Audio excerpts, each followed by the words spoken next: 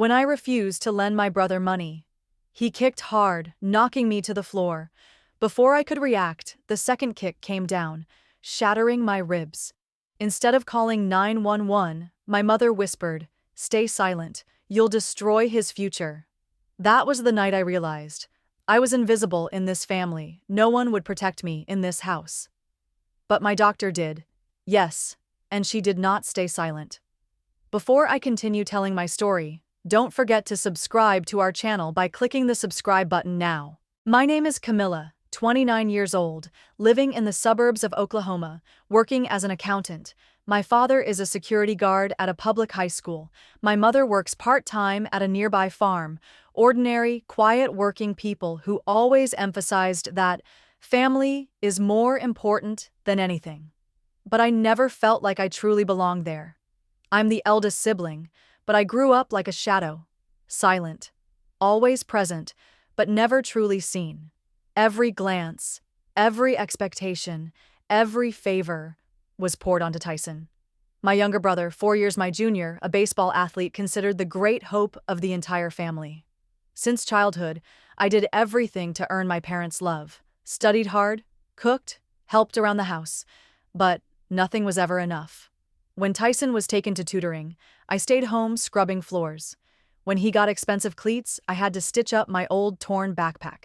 After college, I moved out, trying to make my mark in the cutthroat field of accounting and finance, now slashed even further due to AI. I lost my job. I had no choice but to move back in with my family to save money. I returned to the childhood home with a suitcase, a few changes of clothes, an old laptop, and the fragile hope that maybe this time I'd be treated as a real part of the family. But I was wrong. Tyson wasn't happy to see me back. On the very first day, he frowned and asked how long I was staying in that room. Then, a few hours later, as if nothing had happened, he asked to borrow some money to change the oil in his car. "Don't worry, I'll pay you back soon," Tyson said, smiling like he'd never done a single thing wrong. I looked at him, the one who borrowed my allowance in elementary school, borrowed my part-time earnings in middle school, borrowed a few $100s a month after I graduated and started working, and never once paid me back.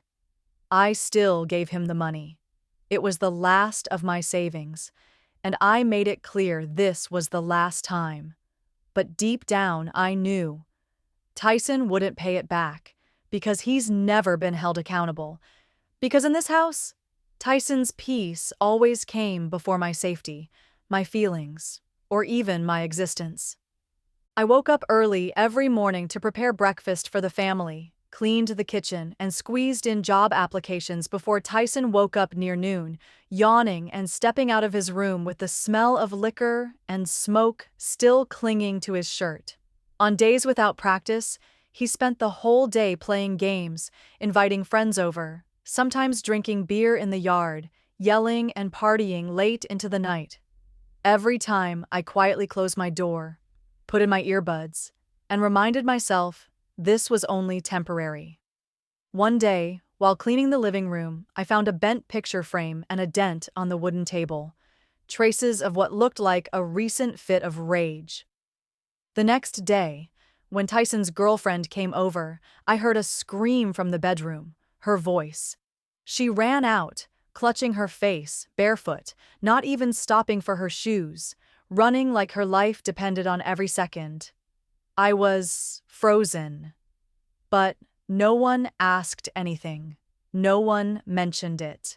My mother continued shelling beans in the kitchen. My father simply muttered from the hallway, "Kids these days are too sensitive." And me, I swallowed my silence. Because I knew, in this house, telling the truth was a betrayal. The next night, I gathered all my courage, waited until Tyson was out, then said to my parents, "I'm worried about everyone's safety. Something's not right with Tyson." But my mother just looked at me like I was making things up. She said, "He's easygoing. He only gets angry when someone bothers him." Then sealed it off with a single sentence like a stamp. "He's a good son. Sometimes he even buys me gifts." I didn't say anything else. I understood. In this house, silence is arranged as part of tradition. The truth has no place unless it serves the fabricated peace they're desperate to preserve. 2 weeks after I moved back, on a Tuesday morning, I was getting ready for a job interview at a tech firm, a position I had been hoping for nearly a month. I wore a light blue shirt, tied my hair neatly, checked my documents carefully in a leather folder, then stepped outside to check on my old Toyota. I had just opened the door, not yet seated, when Tyson appeared out of nowhere, wearing a crumpled tank top, holding an energy drink. "Lend me another $2,000. My girlfriend wants to book a trip to Nashville this weekend." I looked up at him, trying to keep my voice steady. "I can't. I need this money to start over." Tyson squinted, curled his lip, like he couldn't believe I had the nerve to say no. "You're such a stingy bitch," he hissed, then suddenly swung his fist straight into my side mirror, a punch full of rage, cracking the air with a sharp, shattering sound. The mirror shook violently, nearly breaking off. I froze.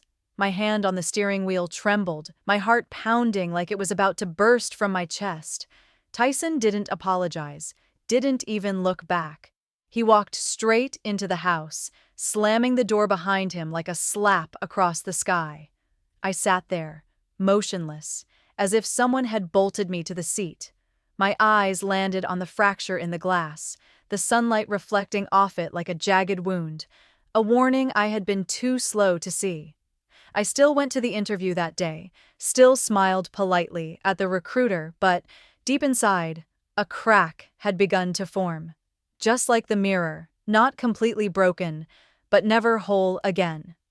That night was a Friday night, the kind where most people might be having dinner, watching movies, or sleeping peacefully beside someone who loves them.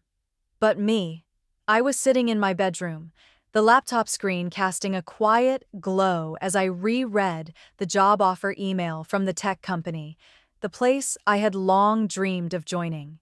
They agreed to a 90-day trial. I had imagined a small apartment near the office, morning coffees and walks to the bus stop, a peaceful enough life to start again. I hadn't told anyone, and I didn't want to, because in this house, every joy of mine became a reason for someone else's rage, and that's exactly what happened. Near midnight, I heard the front door creak open, Tyson's staggering steps down the hallway, reeking of alcohol and failure. Maybe his team had lost again. I locked my door, turned off the lights, trying to stay quiet. But then the knocking started. Not the kind meant for conversation, but a pounding, like a threat. "Mom said you just got some fancy new job. Give me money. I want to take my girlfriend to Miami." Tyson's slurred voice called out, still clear enough to make me shrink. I approached the door, hand resting on the latch, heart thudding inside my chest. I called back, voice soft but firm. "I don't have any. If you're drunk, just go to bed." A pause. Then suddenly, the door was kicked hard. The lock couldn't take the force. It burst open. The door slammed into my face. I collapsed onto the floor, vision blurring from pain. Before I could react, Tyson stepped in and kicked me straight in the ribs. I heard a crack. Not in my mind, but a real, brittle crack inside my body. Then I heard nothing. Everything went black. A thick silence enveloped me, not the silence of the house, but the silence of years held in. The silence of every nod of submission. The silence of a girl who had given up all her savings to earn a place in her family's heart. And now, I lay motionless on the cold wooden floor, pain radiating from my ribs to my heart, finally realizing some wounds cannot be healed with silence. I woke up at 3 a.m. the next morning in my own bedroom, not knowing who had pulled me into bed, nor remembering how long I had cried through the delirium of pain radiating through my abdomen. The moonlight slipped past the curtains, but it couldn't chase away the chill crawling down my spine. The door creaked open. My mother walked in, holding a glass of water and a few painkillers. She didn't ask if I was okay, didn't act shocked. She simply sat at the edge of the bed and spoke softly, as if issuing a command, not offering comfort. You fell. Down the stairs. I'll call in sick for you. But if anyone asks, you know what to say. I wanted to ask, what about Tyson? What about the truth? What about my dignity? But no words came out. Only the sensation of tears retreating inward, scalding hot. My mother stood up and left behind one final sentence like a lock, sealing shut the rest of my life. Don't make things complicated. Your brother's future matters more than a bruised rib. Legal trouble is messy. You won't be able to handle it. An hour later, my father knocked on my door and said they were busy getting ready for a weekend party at Aunt Victoria's. He looked at me without blinking, his voice low and stiff. Go see a doctor yourself. And remember, you fell down the stairs. Don't cause more trouble. Then he left. No concern. No, are you hurt? I dragged myself into the bathroom, closed the door, and looked at myself in the mirror for the first time. Left eye swollen and bruised, lips bloodied, one side of my abdomen blotched dark blue. But what broke me wasn't the injuries. It was my mother's voice, echoing through my memory, like a sentence handed down. Silence is the only thing keeping this family together. I collapsed onto the cold tile floor, clutching my stomach, trembling. For the first time in my life, I wasn't just in pain. I was disgusted by the very loyalty I had once believed to be my greatest virtue. I returned to bed but couldn't sleep. Every movement sent a sharp pain through my ribs like needles piercing my lungs. I tried not to cry, but the prolonged silence made my throat clench, as if someone had wrapped their hands around it. At 6 a.m., as the first light brushed against the window, I picked up my phone. Not to call my mother. Not my father. I dialed my grandfather, the only one who ever asked if I was cold in winter, who still quietly sent birthday cards even though no one else remembered the date. When he answered, his voice was still heavy with sleep. Camila? I tried to keep my voice steady, but what came out was small, like a child's. Grandpa, I'm in so much pain. I don't want to stay in this house anymore. There was a long pause on the line. Then he said, immediately, without another question, stay there. I'm coming.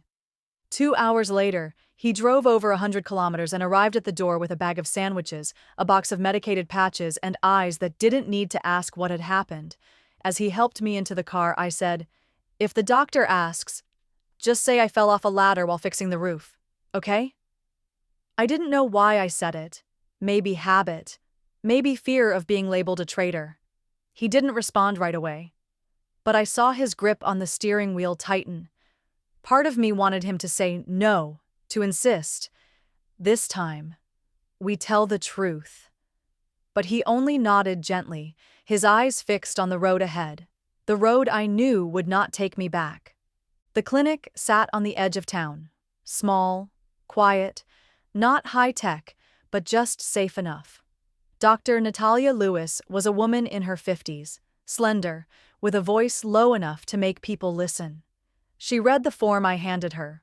Under reason for visit, it said, fell down the stairs. She said nothing, just looked up at me with deep brown eyes that felt like they were seeing straight through everything I hadn't said. While examining me, gently pressing the bruised area on my abdomen, she asked, from what height did you fall? I hesitated for a second, then said, about 5 feet. She didn't argue, just nodded and continued. But while writing notes, she said slowly, 3 days ago, another young woman came in. Same age as you. She also said she fell. But later she admitted her brother, who boxes, had been hitting her for 2 years. She didn't dare tell anyone because she was afraid of breaking the family. I didn't respond, but my eyes began to burn. She looked up again, voice calm. You know, after all these years practicing here, I've met so many women like you.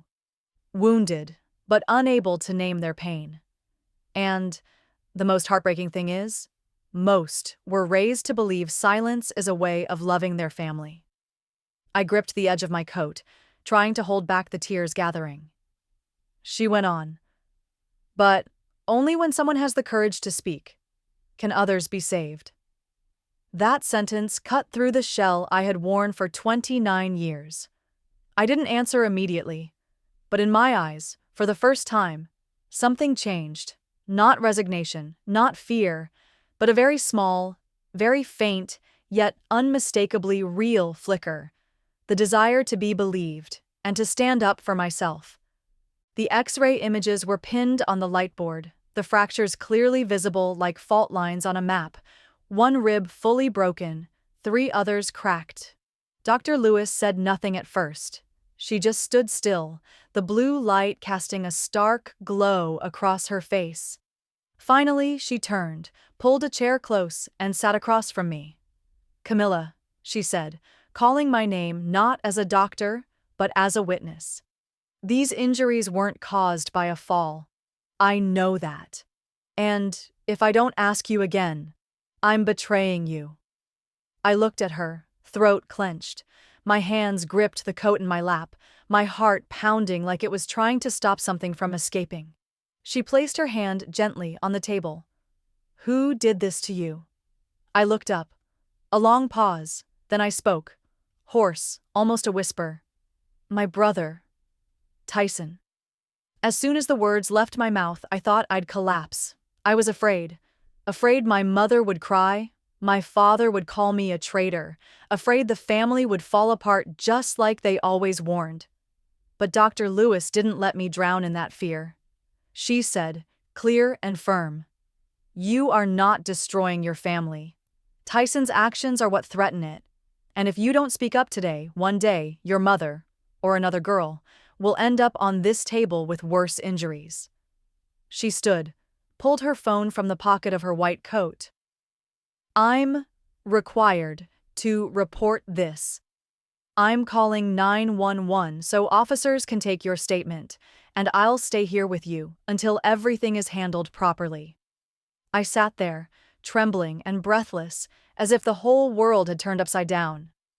But in the midst of it, a tiny part of me, like a seed long buried, began to bloom. For the first time, I didn't hide the truth.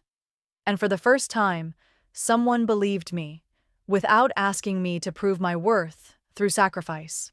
About 30 minutes later, a female and male officer arrived at the clinic. They wore dark blue uniforms, polished name tags, and eyes free of doubt. They sat across from me in the consultation room, turned on the recorder, and said, "Ms. Camila, we're here to take your statement. Can you walk us through the events of the assault?" I took a deep breath. Then I spoke, from the knock that night, the kick that shattered the door, the blow to my ribs, the pain slicing through my body, and my mother's eyes as she told me to stay silent. I told them everything, not hiding a single detail. When I finished, the female officer nodded, her gaze calm but resolute. "We'll be going to your home today to collect statements from everyone involved. But for now, the most important thing is, you should not return there. You need to be somewhere safe." I turned to my grandfather. He simply nodded.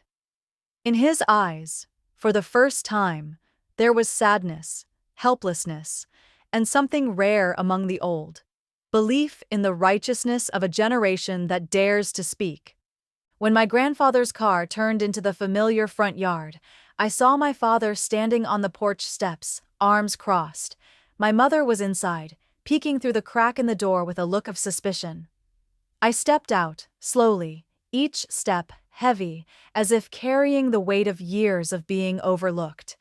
My abdomen still ached, my gait uneven, but I did not flinch. I did not bow my head. I walked straight into the living room, and just as I expected, neither of them asked if I was in pain. Instead, my father spoke, voice tight with restrained anger. "The police called. We had to leave the party. What did you say?" I hadn't answered yet when my mother cut in. "Camila, do you even know what you're doing? "You're sending your brother to jail. Are you still part of this family?" I looked at her, the woman who once held my hand to cross the street, but never once held it through invisible wounds. I opened my mouth to speak, but my grandfather stepped forward, his voice not loud, but sharp as an indictment. "She told the truth. And you, both of you, made your daughter lie to protect the one who hurt her." My father snapped, "Dad, stay out of this." But my grandfather didn't back down. He stepped closer, his eyes blazing, old but not weak. "I've been silent long enough. I've watched Camila try all these years, watched her be ignored, used, treated like a stranger in her own home. And you? You are complicit." My mother trembled. "We just didn't want to lose both our children." He replied, "But you sacrificed one, to shield the other from consequences he deserved." Then he turned to me, his voice soft but resolute. "Camila, get your things. You're not staying here another minute. From now on, you live with me." I looked at him, wanting to say something, but my throat was tight. I nodded. As I went upstairs to pack, I heard the sound of police cars approaching, and minutes later they knocked on the door. They entered with files, documents, and a request for statements from the whole family. At first, my parents and Tyson denied everything. Tyson sat on the couch, arms crossed, saying, "I made it all up for attention." But when the officers presented copies of the Xrays, medical reports, and initial testimony from the clinic, the air in the room froze. Tyson fell silent, then lowered his head and said, "All right, it was me. But I didn't mean to hit that hard." No one responded. The officers recorded his statement and left after confirming the complaint. My grandfather and I left soon after, carrying 2 bags and a part of my youth that was left behind in that house. The car had barely pulled away before the phone started ringing. First my mother, then my father, then Tyson. I didn't pick up. I just stared out the window, holding myself, listening to the voicemails. My mother sobbing, saying I was destroying Tyson's future. My father accusing me of repaying them by sending my brother to prison. Tyson hissing through clenched teeth, "You'll regret this, I swear." But I answered no one. I sat there, watching the evening sun stream through the window one last time, not as a daughter returning home, but as a witness leaving the scene, carrying the truth and a courage newly born. When I arrived at my grandfather's house that night, I lay on the old sofa, covered with a wool blanket, wrapped in a thin quilt, but felt lighter than I ever had on any soft bed before. He didn't ask much. He simply placed a warm glass of milk on the table beside me and turned on the night lamp. I was grateful for his silence, not the kind used to hide things, but the kind that respects someone who's just learned how to speak. The next morning, following Dr. Lewis's advice and with the police's guidance, I filed for an emergency protective order to keep Tyson from contacting me in any form, visits, phone calls, messages, or sending others to pressure me. The form was less than a page, but as I signed it, my hand trembled. Not from fear, but because for the first time I was formally drawing a boundary I had never dared to before. In the days that followed, my phone kept ringing, my mother texting, begging, saying she didn't expect things to go this far, asking me to drop the charges so everything could be okay again. My father didn't beg. He texted bluntly, "You're cutting off your own blood." But I didn't reply. I had answered for 29 years with compromise, endurance, and sacrifice. Now, silence was how I protected myself. Not to endure, but to heal. The police confirmed that the temporary protection order was in effect and warned that any attempt by Tyson to contact me would result in additional charges. That evening, I sat in my grandfather's small kitchen, sipping mint tea, gazing out at the backyard turning golden with autumn. Something inside me began to shift, not fast, not loud, like a wound that had stopped bleeding, slowly beginning to scar.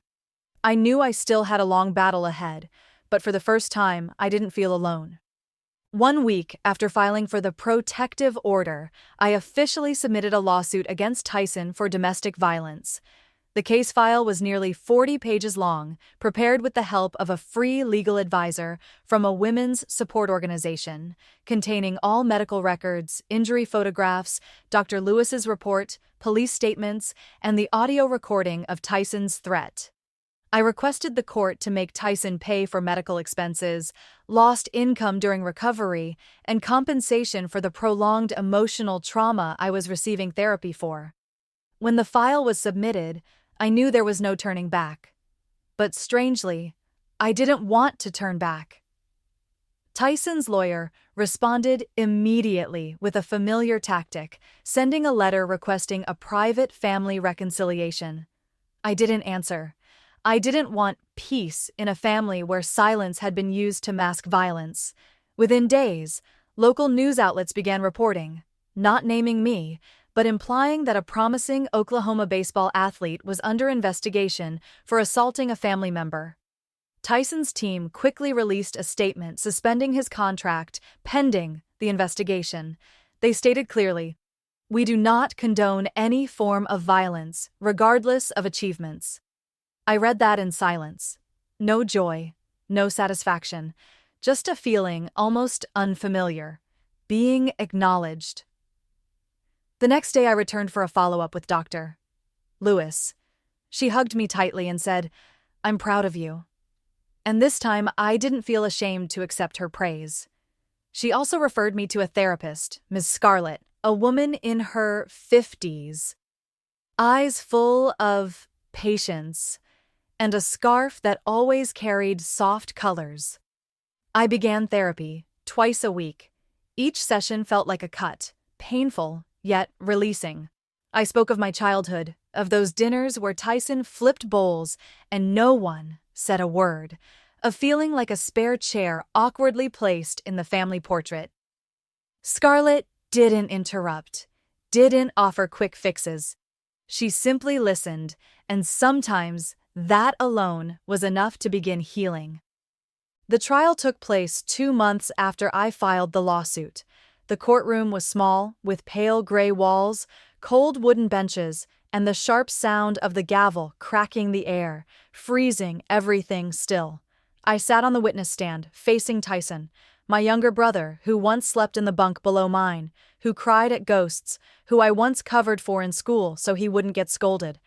But today, he sat there, face like stone, eyes avoiding mine, his lawyer flipping through papers beside him.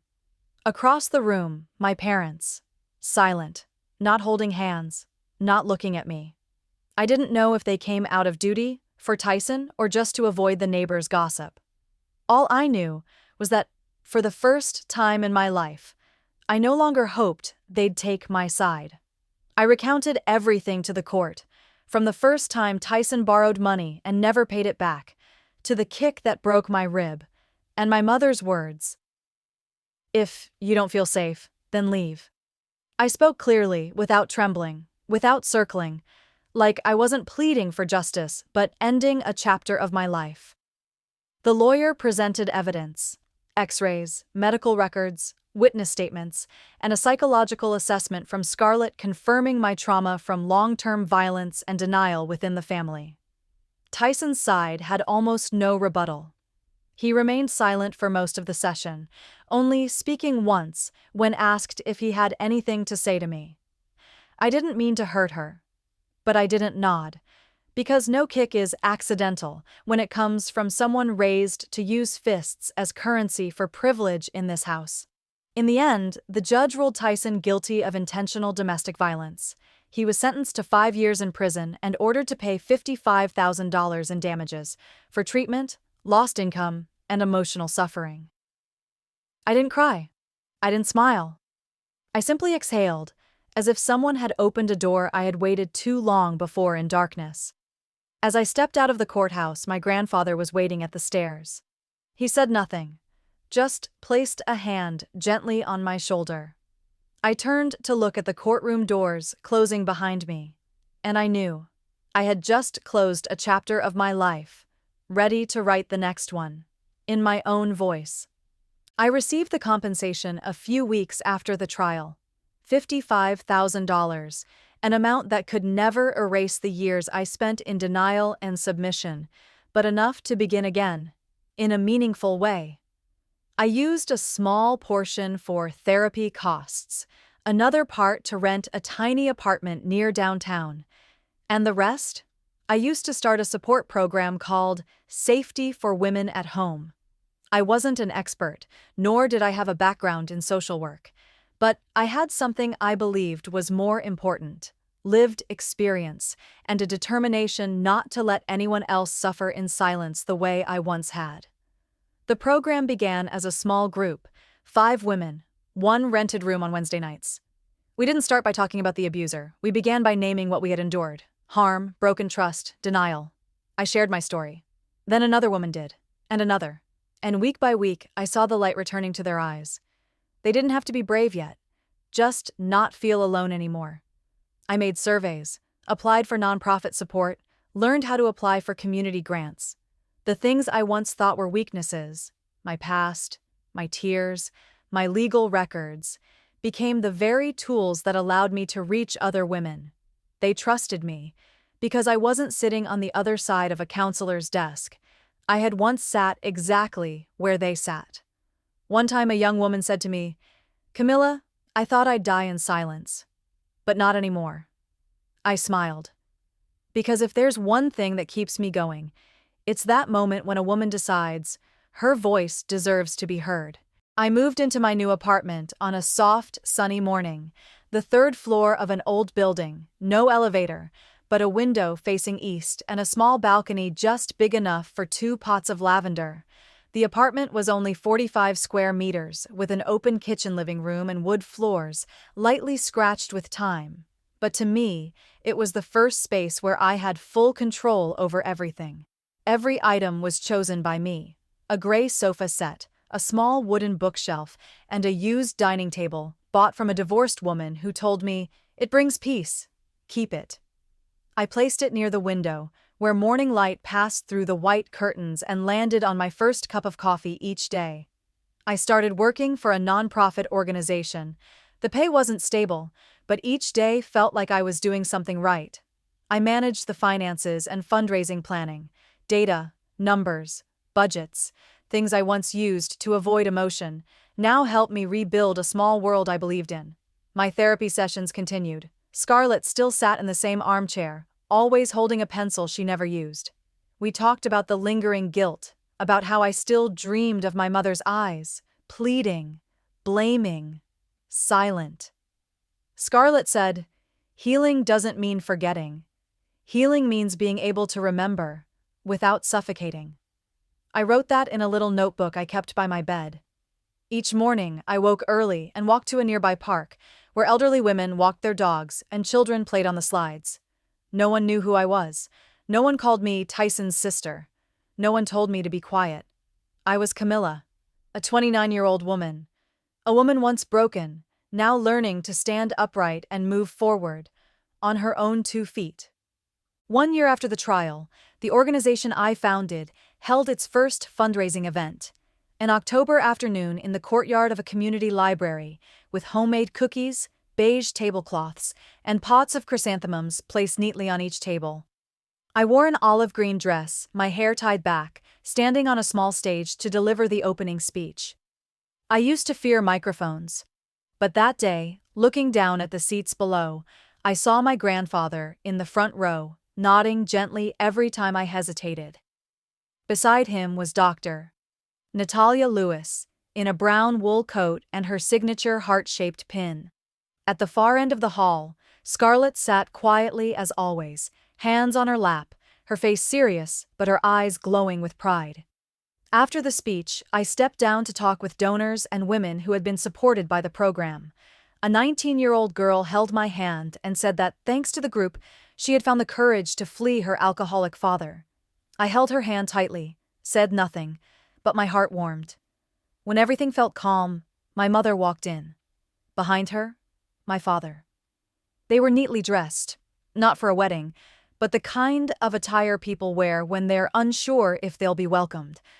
I froze for a few seconds. No one spoke. No one cried. My mother spoke first. I didn't come to explain. I came to apologize. In front of everyone. In front of you. She handed me a small envelope. Your father and I have started therapy these past few months, not to ask for forgiveness, but to understand how we hurt you. I didn't open the letter. I don't know what I'll do with it. But I nodded. Not in forgiveness, but in acknowledgement. A small step forward. A door slightly ajar. When I looked at my grandfather, he quietly placed a hand on my shoulder, as if saying, "You don't have to answer right now, just follow your heartbeat." And that's what I did. I returned to the stage and ended the fundraiser with a simple sentence. Thank you for being here. And if you're living in silence, know that speaking out is never shameful. It's how we come back to life, as ourselves. That evening, after the event, I returned to my grandfather's house. Not to stay, just for dinner. We sat in the familiar kitchen, still at the old round wooden table, still using the cream-colored ceramic tea set with the chipped handle since my middle school years. On the stove, the pot of chicken soup bubbled quietly. I sliced bread while he peeled apples, his movements slow, as if time itself was being held gently in that little kitchen. We didn't say much. We didn't need to. The silence between us was different from the silence in the old house. It didn't suppress, didn't erase, but felt like acceptance. He was the first person to believe me without needing proof. The one who drove 2 hours just because of an early morning call. No questions. He just came. I placed my hand on the table and said softly, "If it weren't for you, I'd probably have stayed silent my whole life." He didn't look at me, just nodded, still peeling apples, then said, "Silence is fine, but only if it's the silence of someone who has said it all, with nothing left to hide." I smiled. That sentence stayed with me, like a milestone, something to remind myself of when I feel weak. What's been said can no longer weigh me down. After dinner, I stood on his porch, where the little cactus he tended every morning sat in its pot. The autumn air was crisp, wind rattling the bamboo chimes under the eaves. I looked up at the sky, not perfect, not bright, but wide enough to breathe, and I thought, maybe healing isn't a destination. It's a quiet meal, a night's sleep without flinching. It's having someone beside you, not asking, "Why can't you be quiet?" but silently passing you a slice of ripe apple. One early winter afternoon, I sat in my small office, soft yellow light from the desk lamp casting warmth over case files from women seeking support. Some were 17, some over 50. Each file was a story, not the same in circumstance, but the same in one thing. They had all once been forced into silence. I poured myself a hot cup of tea, opened my notebook, and wrote one sentence boldly at the top page. Your voice is a basic right. No one has the right to take it away. I used to believe that if I stayed quiet, everything would be fine. That if I just sacrificed a little, I could keep the family together, keep the peace. But it turned out that silence cost me my entire youth. Violence doesn't begin with a punch. It begins when someone tells you, "Don't say it." I said it. I was hated. I was blamed. But I have no regrets, because once you dare to name what hurt you, it loses its power. And you realize your voice, however small, can open a door, a way out, a freedom. Have you ever been hurt and no one believed you? Have you ever been asked to stay silent, to protect someone's reputation, the family, or someone who never protected you?